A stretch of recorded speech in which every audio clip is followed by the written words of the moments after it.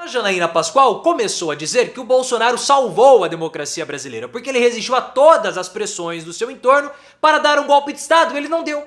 Então o Bolsonaro, na cabeça da Janaína, ele é um herói nacional. Olha só, o Bolsonaro que fez o que fez na pandemia, agora vira um herói. Só que a gente sabe que Bolsonaro não é herói de nada. Inclusive a ONU fez uma denúncia contra ele, que vai prejudicá-lo muito na semana do julgamento, ou seja, a ONU quer que o Bolsonaro seja cassado. Mas nós falamos que esse tipo de interpretação da Janaína iria acontecer. Mas não interessa se o Bolsonaro deu ou não deu a ordem, porque havia uma mobilização, Bolsonaro motivou essa mobilização de ataque às instituições e por isso ele tem que ser preso. Mas você vai colocar nos comentários, Janaína tá enlouquecendo? Mas ainda, Bolsonaro é um herói na sua opinião? E esse julgamento, ou melhor, essa denúncia na ONU, mostra que as Nações Unidas quer que o Bolsonaro seja cassado? Deixe seu like se você concorda comigo que Bolsonaro é herói de nada e se inscreva no canal.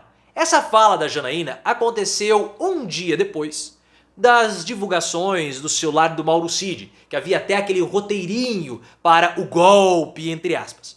Só que a Janaína fez essa postagem que já foi refutada por nós um dia antes dela falar, justamente no dia que saiu as notícias sobre as manifestações do Mauro Cid. Link aqui no card. E nós falamos naquele dia, olha, a forma como a imprensa está abordando esse assunto é uma forma errada, porque o Bolsonaro não deu ordem alguma. E ele vai justamente usar esse argumento. Eu não falei nada, eu não dei ordem nenhuma, eles fizeram porque eles quiseram. Mas não é porque o Bolsonaro deixou de dar ordem que ele não é culpado. E não é porque ele não participou ou ele não deu a ordem que ele é um herói ou que ele não vai ser preso. E a Janaína Pascoal usa esse argumento que o Bolsonaro é um herói nacional da democracia porque ele teria resistido às pressões do seu entorno, não deu o golpe de Estado e assim salvou a nossa democracia. Olha só como o Bolsonaro é altivo, é um herói nacional. Ele até teria fugido do país antes do término do mandato para poder, sei lá, para fazer o quê? Ela falou, né, ele até fugiu do país, então ele não poderia ter dado golpe. Então ele nos salvou. A Mônica Bergman ela admitiu que foi uma fala um pouco forte ter dito que o Bolsonaro salvou a democracia. Mas partindo do raciocínio dela, ela tá certa, porque o Bolsonaro não deu ordem alguma. Mas a Janaína Pascoal, óbvio que falta algum entendimento na cabeça da Janaína Pascoal. E nós falamos aqui no canal, justamente no vídeo do Mauro Cid, que essa abordagem da imprensa seria utilizada pelo Bolsonaro como está sendo.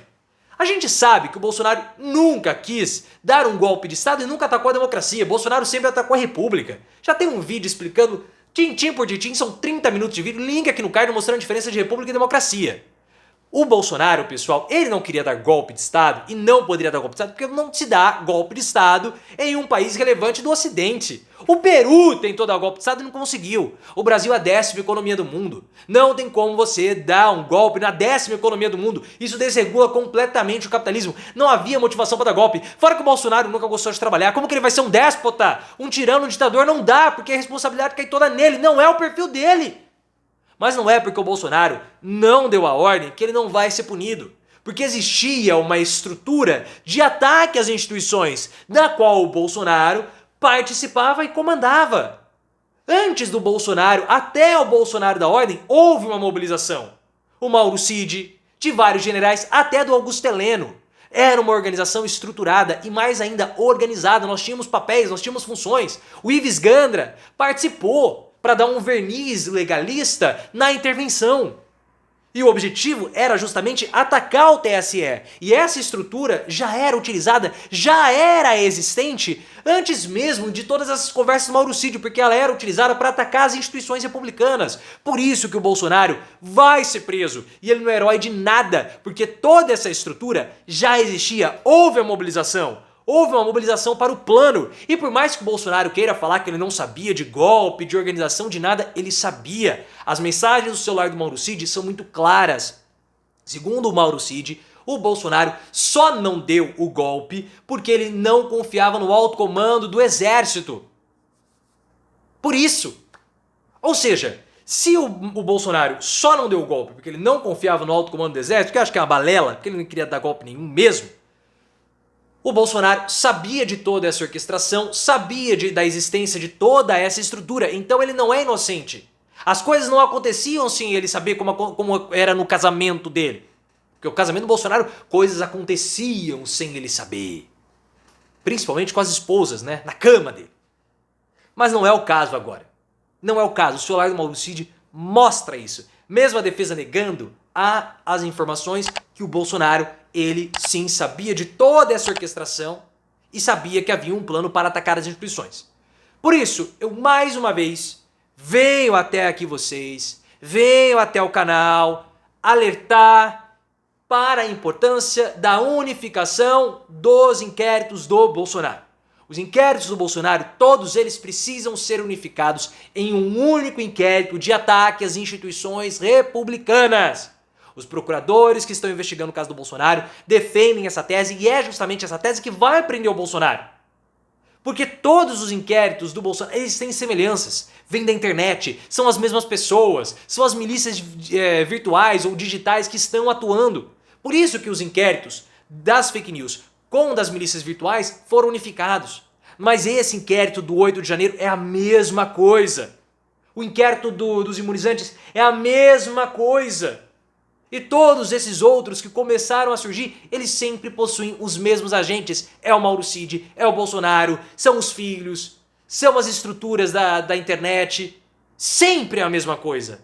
Portanto, os mesmos envolvidos. Tem que haver essa unificação, até mesmo para ter uma maior clareza dentro da cabeça da população, para evitar esse tipo de interpretação da Janaína, que é uma interpretação possível. Ora, todo mundo pediu o ataque, o Bolsonaro negou, portanto ele é um herói.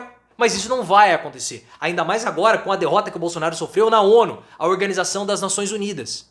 Na semana do julgamento do Bolsonaro no TSE, a ONU fez um relatório e entregou, o relatório vai começar uma discussão formal sobre os ataques que Bolsonaro fez à democracia brasileira, mas principalmente às instituições brasileiras. A ONU sabe o que o Bolsonaro fez e tem uma interpretação semelhante àquela que nós temos aqui no canal, de ataque às instituições, ao TSE, ao STF, ao nosso sistema eleitoral, aos magistrados, às outras organizações. Essa é uma informação do Jamil Chad. Essa é a primeira denúncia formal e explícita da ONU contra o Bolsonaro. E vai começar essa discussão sobre os ataques do Bolsonaro contra as nossas instituições e da ameaça a Bolsonaro aqui no Brasil. E é óbvio, né, pessoal? Não vamos ser ingênuos. A ONU lançar esse relatório na semana que o Bolsonaro vai ter o seu julgamento é por óbvio. É claro que a ONU está botando mais pressão para que o Bolsonaro seja cassado. Todo mundo sabe, a Folha de São Paulo já deu a informação que o Bolsonaro não vai ser somente julgado pela reunião que ele fez com os embaixadores, mas por tudo que o Bolsonaro fez no seu governo. Agora me fugiu o nome dele, o Benedito Gonçalves, que é o relator da cassação do Bolsonaro, do processo contra o Bolsonaro, ele já deu esse entendimento. Nós vamos condenar o Bolsonaro por tudo que ele fez, e não somente pela reunião. Então agora nós temos uma pressão internacional também, para aumentar ainda mais a pressão sobre os magistrados, sobre os ministros do TSE. Então é claro que a ONU quer a cassação e depois quer a prisão. Para o Bolsonaro, esse parecer da ONU é terrível, porque atrapalha as estratégias futuras do Bolsonaro. Todo mundo agora, nessa semana, começou a falar que o Bolsonaro vai se vitimizar. É óbvio, a gente fala que o Bolsonaro vai se vitimizar desde 2020. Todo mundo sabe que o Bolsonaro seria preso, que o Bolsonaro seria cassado, é inevitável. Quanto tempo nós estamos falando aqui no canal? Há muito tempo. E o Bolsonaro ia usar a estratégia da vitimização, que ele é um perseguido político. Por isso que ele fez essa reunião com os embaixadores. Para mostrar, olha, existem fraudes. E essas pessoas estão fazendo essas fraudes para me prender. O objetivo do Bolsonaro nunca foi dar golpe de Estado. O objetivo do Bolsonaro sempre foi encontrar álibis, subterfúgios para poder escapar da prisão. É isso que ele está fazendo agora. E ele quer que haja uma repercussão internacional negativa com relação à cassação dele e favorável a ele. Porque a mesma coisa aconteceu com o Lula. Quando o Lula foi preso na Lava Jato, o processo do Lula foi para a ONU e a ONU deu ganho de causa ao Lula. Então pareceu que o Lula de fato foi perseguido pelo Sérgio Moro. Tudo bem que depois nós tivemos outros elementos, como o Moro saindo, a Vaza Jato e tudo aquilo como ministro, e toda aquela história toda. Mas a absolvição da ONU ajudou o Lula na narrativa dele, na construção dessa narrativa.